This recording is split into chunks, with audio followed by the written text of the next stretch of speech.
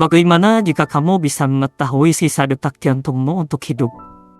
Semakin cepat jantungmu berdetak, semakin singkat waktu yang tersisa.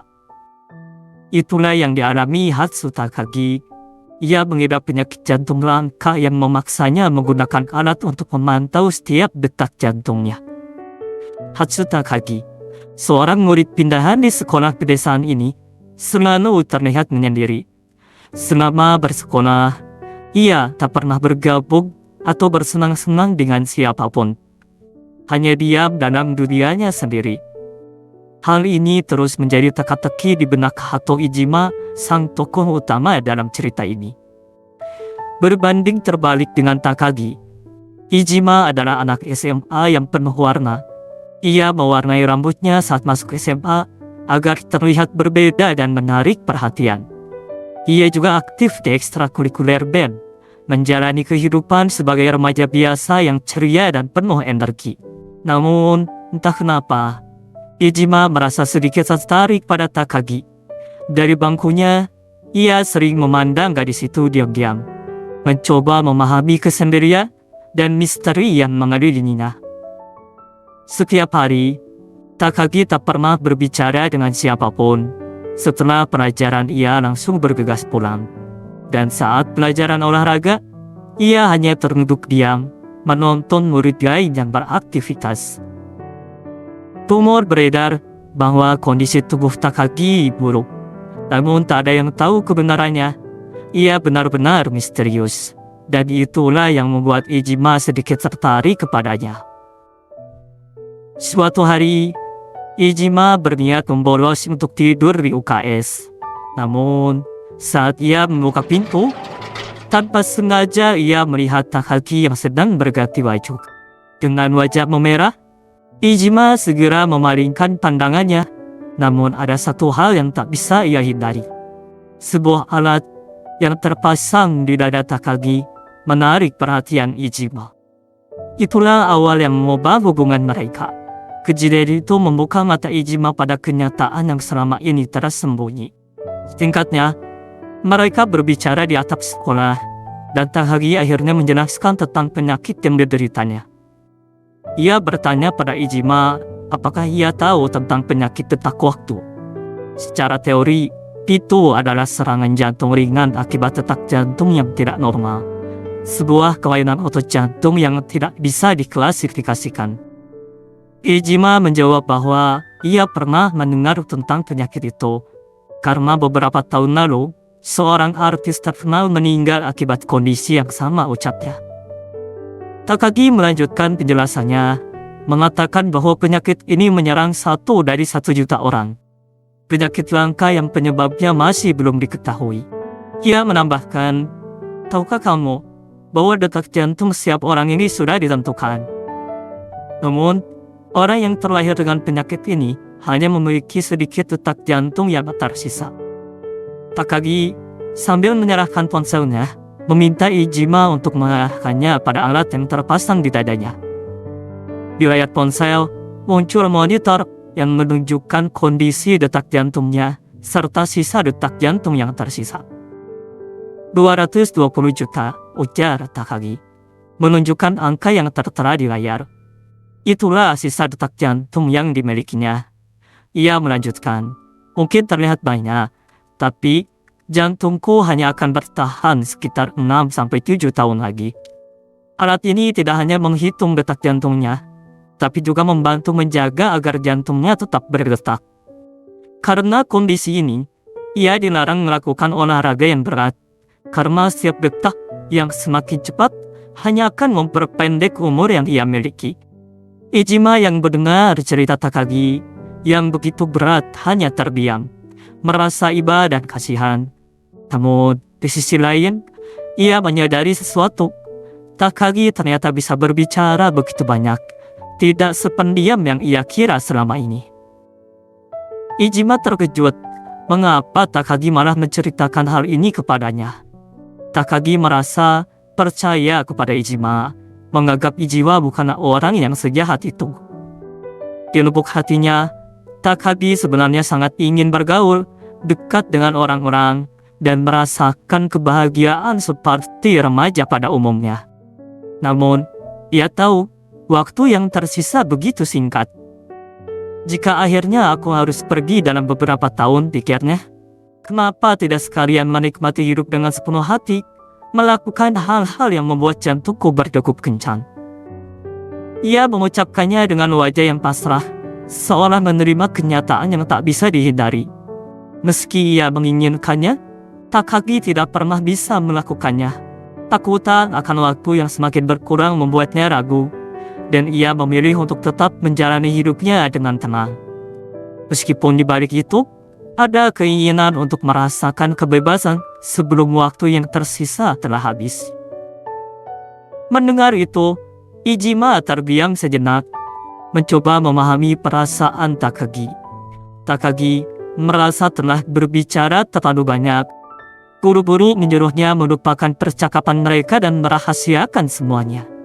Ia merasa aneh karena sudah lama tak berbicara sedalam ini. Namun semangat mulai tumbuh dalam diri Iijima.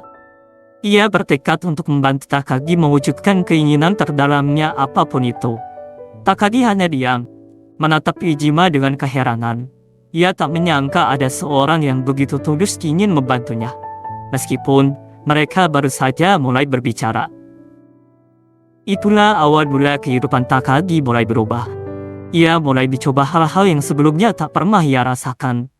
Langkah pertama dimulai ketika Iijima mengajaknya ke pantai. Takagi begitu bergembira, hingga jantungnya berdebar-debar.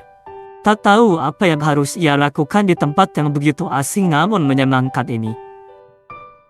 Melihat reaksi Takagi yang begitu antusias, Iijima tak bisa menyembunyikan kekhawatirannya.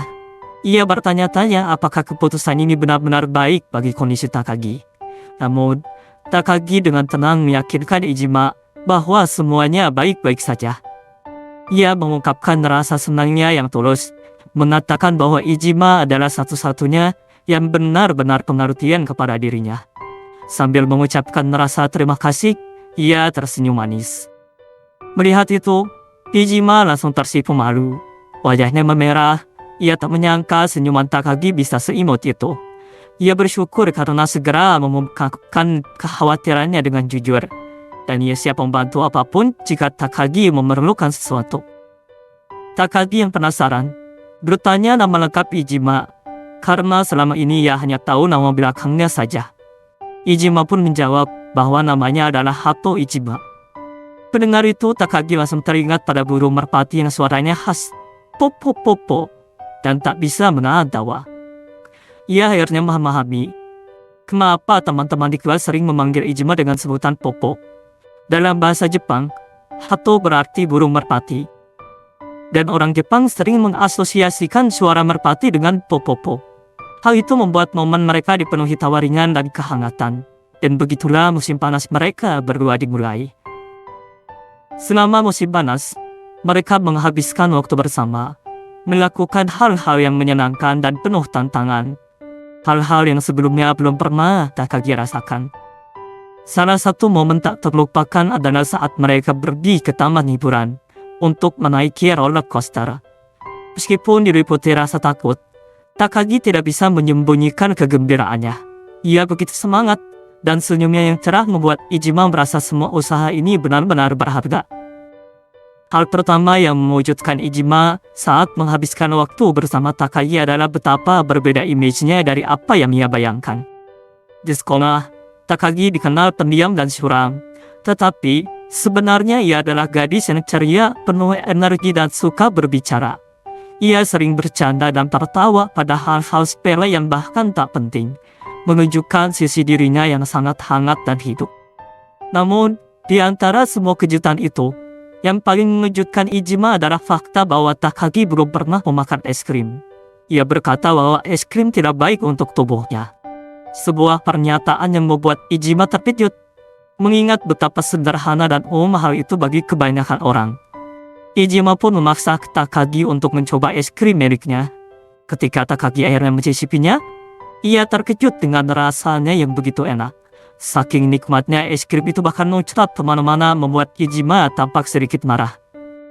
Dalam benak Iijima, inilah diri Takagi yang sebenarnya. Ia merasa di sekolah hanya dirinya yang benar-benar mengetahui siapa Takagi di balik magic pendiamnya. Menyadari hal itu, Iijima merasa sangat senang. Ditambah lagi, bisa menghabiskan waktu bersamanya setiap hari seperti ini. Itu benar-benar sangat menyenangkan. Di suatu hari musim panas, Iijima dan Takagi sedang berboncengan sepeda sambil berbincang. Bingung memutuskan mau kemana lagi. Saat melewati jalanan turun, dengan kecepatan sepeda yang cukup cepat, Iijima spontan menyuruh Takagi untuk berpegangan erat. Takagi tanpa ragu langsung memeluknya erat dari belakang. Iijima merasakan kehangatan yang menyentuh punggungnya, sebuah momen yang membuatnya bahagia, seolah ia akan mati esok hari. Di balik kebahagiaan itu, Iijima juga merasakan detak jantung Takagi yang berdegup dengan kencang. Dalam benaknya, ia berpikir tentang perbedaan besar antara Takagi dan orang lain. Biasanya orang sehat bisa berolahraga intensif tanpa khawatir akan detak jantung mereka, karena itu tidak mempengaruhi umur mereka. Tapi Takagi berbeda. Setiap detak jantung yang ia rasakan adalah detak yang tak akan pernah kembali. Bagi Takagi, detak yang terlalu cepat hanya berarti satu hal, hidupnya yang semakin singkat. Iijima bertanya-tanya, apakah orang tua Takagi tidak mempersalahkan kebiasaan mereka bermain setiap hari? Takagi menjelaskan bahwa orang tuanya memahami situasinya. Mereka tidak apa-apa selama dirinya bahagia. Meskipun di balik itu sebenarnya mereka terlihat sedih. Mendengar itu, Iijima tampak ingin mengatakan sesuatu. Tetapi Takagi segera menahannya, seolah-olah sudah tahu apa yang akan ia katakan. Namun, Iijima tetap melanjutkannya dengan nada tenang, mengungkapkan bahwa ia tak akan menahan diri hanya karena Takagi bercerita itu. Dengan penuh semangat, ia mengajak Takagi untuk pergi ke festival kembang api di kota sebelah yang akan diadakan besok hari. Takagi terdiam sejenak setelah mendengar ucapan Iijima. Dalam benaknya ia menyadari bahwa hanya Iijima lah yang benar-benar memahami perasaan dirinya. Perasaan hangat yang menyelimuti hatinya, dan dengan senyum yang tulus ia menjawab bahwa ia ingin ikut ke festival kembang api besok. Takagi pun mengucapkan terima kasih, merasa bersyukur memiliki seseorang seperti Iijima di sisinya. Suatu hari, saat mereka sedang duduk santai di taman, Iijima yang merasa penasaran memperhatikan sesuatu di rambut Takagi. Sebuah pick gitar terselip di sana, menarik perhatiannya. Dengan rasa ingin tahu, ia bertanya apakah Takagi bisa bermain gitar. Takagi mengangguk pelan sambil tersenyum, menjelaskan bahwa ia bisa bermain sedikit-sedikit. Ia kemudian bercerita bahwa pick itu adalah barang pertama yang pernah ia beli sendiri, sebuah kenangan berharga dari masa lalu. Dulu, Takagi pernah bercita-cita menjadi seorang artis. Ia sering menciptakan lagu, menulis puisi, dan berlatih bernyanyi di rumah. Namun, impian itu telah lama ia tinggalkan, terkubur bersama kenyataan pahit yang harus ia hadapi. Mendengar ucapan itu, Iijima merasa terkejut. Baginya sangat disayangkan impian indah seperti itu harus terhenti. Dengan antusias, Iijima meminta Takagi untuk memperdengarkan lagu buatannya, karena ia benar-benar penasaran. Takagi yang merasa malu spontan menolak, mengatakan bahwa lagunya bukanlah sesuatu yang layak didengar oleh orang lain. Iijima yang merasa kecewa, mencoba membujuknya dengan nada ringan. Ia mengatakan bahwa memperdengarkan lagu itu justru bisa menjadi pengalaman yang mendebarkan, dan ia paham bahwa anak muda sering merasa malu untuk menunjukkan karya mereka. Dengan nada meledek, Iijima menambahkan sambil tersenyum jaya bahwa Takagi sudah memutuskan ingin melakukan hal-hal yang membuat jantung berdebar, bukan? Jadi, kenapa tidak mencoba yang satu ini? Takagi yang awalnya malu-malu, akhirnya luluh. Dengan wajah sedikit memerah, ia menyatakan kesediaannya untuk memperdengarkan lagunya pada Iijima. Dengan satu syarat, ia tak boleh mentertawakannya. Mendengar itu, Iijima bersorak kegirangan. Antusiasnya terlihat jelas, dan ia dengan penuh semangat bersiap mendengarkan, merasa ini adalah momen istimewa yang tidak akan ia lupakan. Takagi mulai menyanyi.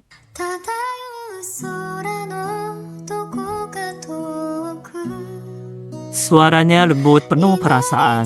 menyampaikan setiap kata dalam lirik lagunya dengan tulus. Ijima yang mendengarkan dengan penuh perhatian, tiba-tiba terkejut. Suara Takagi jauh melebihi apa yang ia bayangkan. Singkat cerita, di sekolah Ijima memperkenalkan Takagi kepada teman-teman di grup bandnya. Ada Haigaki sebagai basis, Kuranagi sebagai keyboardis dan Shingo sebagai drum. Ijima dengan penuh antusias memohon kepada Takagi untuk bernyanyi sekali lagi di depan mereka. Namun seperti yang diduga, Takagi menolak mentah-mentah karena rasa malunya. Teman-teman Ijima yang kebingungan bertanya apa yang sebenarnya yang ia inginkan. Ijima hanya menjawab dengan percaya diri bahwa mereka cukup mendengarkan saja dan semuanya akan menjadi tas. Ijima kembali memohon-mohon dengan sungguh-sungguh dan Takagi akhirnya lulus sekali lagi. Dengan sedikit ragu ia bersedia bernyanyi di hadapan mereka. Takagi pun mulai bernyanyi. Suaranya mengalir dengan lembut, jernih dan penuh emosi. Dalam hati Ijima, ia tak bisa menahan kekagumannya. Suara Takagi terasa begitu nyaman didengar, seperti melodi yang langsung menyentuh hati. Bukan hanya Ijima, tetapi seluruh anggota band tampak terpesona, seolah-olah waktu berhenti untuk menikmati setiap nada yang Takagi sampaikan. Setelah Takagi selesai bernyanyi, seluruh anggota band terpana. Beberapa bahkan mengaku merinding mendengar suaranya yang begitu indah dan menyentuh. Tanpa ragu, Ijima langsung mengajak Takagi untuk bergabung dengan band mereka. Ia bahkan dengan penuh semangat mengusulkan agar Takagi tampil bersama mereka di festival budaya yang akan digelar pada bulan Oktober. Teman-temannya pun setuju tanpa keberatan sedikit pun. Mereka ikut mendukung dengan penuh antusias, bahkan sempat bercanda dan meledek Ijima, mengatakan bahwa suaranya palsu tidak akan sebanding dengan suara Takagi yang luar biasa. Takagi yang masih terpana dengan respons mereka, dengan wajahnya yang memerah karena malu, dengan suara pelan dan sedikit gugup, ia akhirnya mengiyakan ajakan mereka untuk bergabung. Keputusan itu disambut sorak gembira oleh seluruh anggota band, terutama Ijima yang terlihat paling bahagia di antara mereka. Pada hari-hari berikutnya, mereka mulai giat berlatih bersama. Setiap anggota band sepakat menulis ulang lagu ciptaan Takagi agar cocok dengan aransemen band mereka, menjadikannya sebuah karya yang sempurna untuk ditampilkan. Dengan izin dari Takagi, Ijima menceritakan kepada teman-teman bandnya tentang kondisi kesehatan Takagi. Hal ini dilakukan agar mereka bisa lebih memahami Takagi. Mendengar cerita tersebut, teman-temannya menunjukkan dukungan penuh, memastikan Takagi merasa nyaman dan diterima sepenuhnya dalam kelompok mereka. Suatu pagi di bulan Oktober, hari yang dinanti-nanti pun tiba. Festival budaya sekolah. Ijima dan Takagi terlihat berjalan bersama menuju sekolah. Sambil tersenyum tipis, Takagi mengungkapkan bahwa waktu terasa begitu cepat berlalu. Beberapa bulan terakhir seperti mimpi baginya. Menghabiskan waktu untuk bersenang-senang, berlatih band, dan menemukan kembali sisi dirinya yang hampir terlupakan. Ia dengan tulus berterima kasih kepada Ijima, menyatakan bahwa semua ini terjadi karena insiden kecil saat dirinya sedang berganti baju. Namun Ijima yang mendengar itu tampak canggung. Ia hanya bergumam bahwa Takagi tak perlu berterima kasih untuk sesuatu yang begitu memalukan. Ijima mengusulkan pada Takagi untuk jalan-jalan setelah festival budaya, mengingat betapa sibuknya mereka dengan latihan band belakangan ini. Takagi yang terlihat sedikit terkejut, tanpa sadar menggenggam tangan Ijima. Dengan senyum manis yang memikat, ia menyetujui ajakan itu. Namun begitu menyadari apa yang dilakukannya, Takagi langsung merasa malu. Dengan cepat ia melepaskan genggamannya dan berlari meninggalkan Ijima. Ijima yang masih berdiri di tempat, terdiam sejenak. Kejadian barusan membuatnya tak mampu berkata-kata. Wajahnya ikut merah dan dadanya berdebar keras. Ia merasa seperti baru saja mengalami sesuatu yang sangat spesial, sesuatu yang akan terus ia ingat. Singkat cerita, sekolah telah dipenuhi dengan pengunjung yang antusias menikmati festival budaya. Para murid sibuk dengan persiapan di berbagai sudut. Sementara suasana riuh penuh dengan semangat terasa di setiap koridor. Di belakang panggung, Takagi tampak gelisah. Wajahnya memperlihatkan betapa gugupnya ia mengetahui giliran mereka untuk tampil semakin dekat. Ia memegang dadanya, mencoba menenangkan detak jantungnya yang terus berpacu. Melihat itu, Ijima dengan santai melemparkan candaan. "Aduh, umurmu jadi terbuang sia-sia kalau terus deg-degan seperti itu." Ijima lalu menyarankan dengan nada lembut agar Takagi keluar sejenak untuk mencari angin dan menenangkan diri, mengingat masih ada sedikit waktu sebelum mereka tampil. Takagi mengangguk mengikuti saran itu, lalu melangkah keluar dengan hati yang masih diliputi kecemasan. Kuranami mendekati Ijima dengan wajah khawatir, menyarankan agar ia tidak terlalu memaksakan diri. Ijima hanya mengangguk singkat, memastikan bahwa semuanya baik-baik saja. Di luar gedung, saat Takagi mencoba menenangkan diri, angin kencang menyambar dirinya. Hal itu membuat pik gitar di rambutnya jatuh ke bawah. Panik, ia kembali ke ruang persiapan, memberitahu Ijima tentang kejadian tadi, dan mengatakan bahwa pik itu adalah barang kesayangannya, bahkan dianggap sebagai jimat keberuntungan. Anggota band lain mengusulkan untuk menggunakan pik cadangan saja, tapi tiba-tiba Ijima memutuskan untuk mencarinya. Kuranami yang khawatir mencoba mengingatkan kembali, tapi Ijima meyakinkan bahwa tak apa-apa, karena bagian bermainnya hanyalah sedikit. Tanpa banyak bicara, Ijima pun pergi. Ijima mulai menyusuri hutan di belakang sekolah. Matanya terus mencari di antara dedaunan dan ranting. Waktu pun berlalu. Keringat membasahi wajahnya. Nafasnya terdengar berat dan kelelahan mulai terasa. Namun, pik yang dicari masih belum ditemukan. Singkat cerita, Takagi menerima pik gitar dari seseorang yang ternyata itu adalah Kuranami. Takagi sangat senang dan berterima kasih, lalu bertanya di mana Ijima. Namun dengan nada datar, Kuranami mengatakan bahwa Ijima tidak akan datang. Takagi heran dan bertanya apakah Ijima sedang di toilet, tapi Kuranami menjelaskan bahwa Ijima tak akan tampil, dan mengungkapkan sebuah rahasia tentang Ijima. Di atas gedung, Ijima terlihat santai menikmati pemandangan. Tiba-tiba Takagi memanggilnya. Dengan tenang, Ijima bertanya mengapa Takagi datang ke sana. Takagi yang masih terengah-engah setelah berlari, tanpa menjawab pertanyaan itu langsung mengarahkan alat pemantau jantung ke Ijima. Ternyata, Ijima juga mengidap penyakit yang sama dengan Takagi. Mata Takagi mulai berkaca-kaca saat melihat sisa detak jantung Ijima yang hanya tersisa sekitar 1000 detakan lagi. Ijima terdiam, perlahan menyadari bahwa Kuranami pasti telah memberitahunya. Dengan suara yang tenang, Ijima berkata bahwa hidupnya hanya sekitar tinggal 15 menit lagi. Ijima mulai curhat, mengungkapkan bahwa dulu saat pertama kali mengetahui ia mengidap penyakit ini, orang tuanya memberi kabar kepada kerabat dan memasang alat mahal di tubuhnya untuk memantau kondisi jantungnya. Orang tuanya membiarkan Ijima untuk menghabiskan sisa hidupnya sesuka hati. Namun di sisi lain, ia sempat dipukul oleh mereka yang merasa cemas dengan keadaannya. Takagi terkejut dan bertanya, "Mengapa?" Ijima hanya tersenyum dan menjawab, "Aku sudah janji bukan? Bakal membuatmu deg-degan." Ia kaget saat awal mengetahui Takagi mengidap penyakit yang sama, dan apa yang ia rasakan waktu itu ternyata sama dengan Takagi. Ia tidak ingin mati begitu saja. Ia ingin melakukan hal-hal yang membuatnya merasa hidup, seperti mengecat rambut dan bergabung dengan band, hal-hal yang terasa menyenangkan.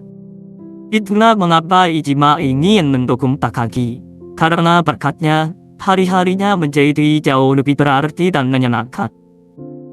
Takagi yang tak kuasa menahan emosinya akhirnya menangis karena ucapan terima kasih dari Ijima.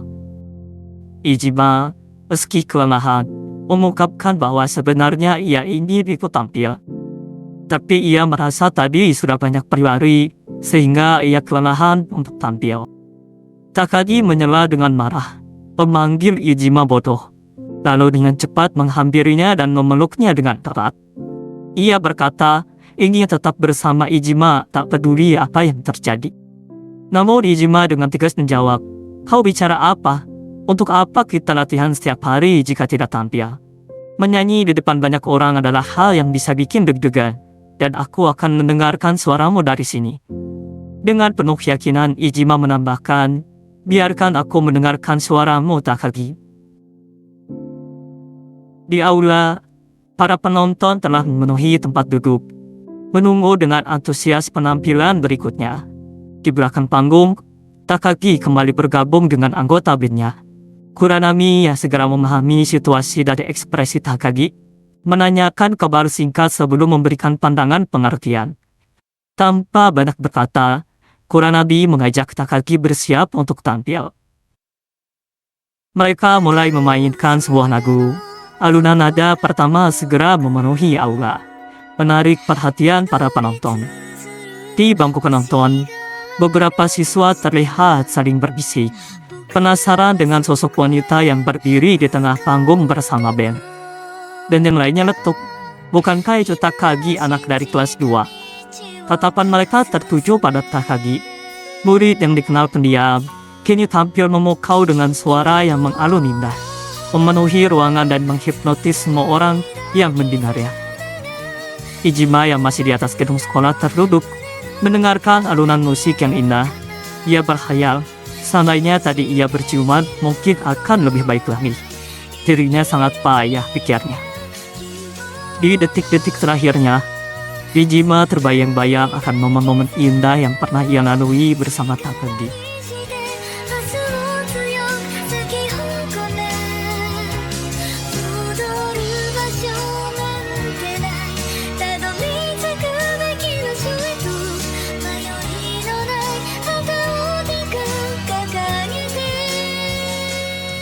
Hato Iijima meninggal di usia 17 tahun. Wajahnya terbalut ekspresi kebodohan yang tak terduga, seolah tak menyadari apa yang telah ia tinggalkan. Setelah lulus SMA, Takagi debut sebagai penulis lagu. Suaranya langsung menjadi sorotan, menarik perhatian banyak orang. Ia mengumumkan tentang penyakitnya, memberikan pesan yang penuh kekuatan kepada banyak orang. Selama masa aktifnya yang hanya beberapa tahun, Takagi terus menyanyikan lagu-lagu dengan semangat yang besar. Konser terakhirnya dihadiri oleh 40.000 orang. Keluarganya baru menyadari bahwa ia telah mengembuskan nafas terakhirnya. Hatsu Takagi meninggal di usia 21 tahun. Wajahnya memancarkan kepuasan yang mendalam, seolah telah menjalani hidup sepenuhnya dengan segala keinginan dan momen berharga yang ia perjuangkan.